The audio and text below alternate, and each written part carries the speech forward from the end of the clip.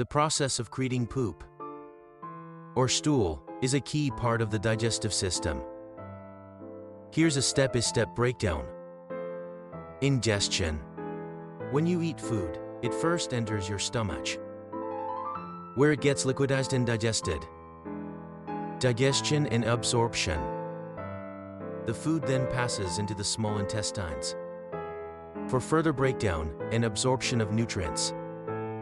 The small molecules from the food pass into the blood, which carries the nutrients to where they are needed.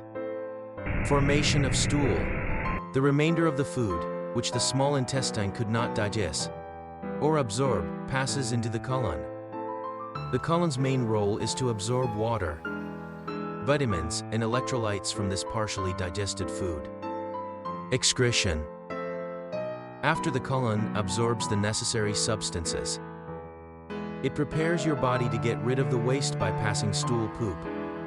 The poop is stored in your rectum. Poop is mostly water, around 75% on average.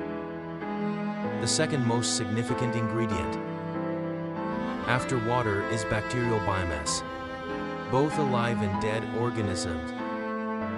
This makes up 25–54% of the dry weight of poop.